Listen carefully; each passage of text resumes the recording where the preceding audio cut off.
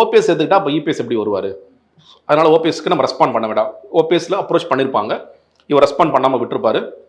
OPS என்ன யோசிக்கிறாரு, நம்ம மறுபடியும் அங்கே போய் நம்ம ஏற்கனவே என்டிஏ விட்டு வந்து நம்ம ஒரு மாதிரி சுயமரியாதையெல்லாம் இல்லைங்கிற மாதிரி போயிட்டு இருக்கு. நம்ம சுயமரியாதையை காப்பாற்றணும்னு சொல்ல வெளியே வந்திருக்கோம்.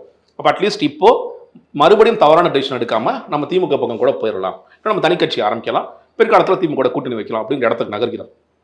வர்றவங்களை எப்படி அப்ரோச் பண்றது அப்படிங்கிறதுல பெரிய குழப்பம் இருக்கு. ஏன்னா அவருக்கு அந்த அரசியல்ங்கிறது தெரியல, ஒரு கூட்டணி அரசியல்ங்கிறது தெரியல. சரி, கட்சியில் இருக்கிற யாருக்காவது அந்த கூட்டணி அரசியல்ங்கிறது தெரியுமானா யாருக்கும் தெரியாது. நீங்க ஒன்றும் இல்லைங்க, நெகோசியேட்டிங் டேபிள். இப்போ நாளைக்கு நீ உங்க ஆசைப்படுற மாதிரி எடப்பாடி பழனிசாமி வந்துட்டாருங்களேன், எடப்பாடி பழனிசாமியிடம் அந்த கட்சியில் உட்கார்ந்து அரசியல் தெரிந்து பேசுறதுக்கு யார் இருக்காங்க? யாரோ ஒருத்தர் சொல்லுங்க சார். அவரோட கெப்பாசிட்டிக்கு அவர் பேசுவார். விஜய் பேசிடுவாரா?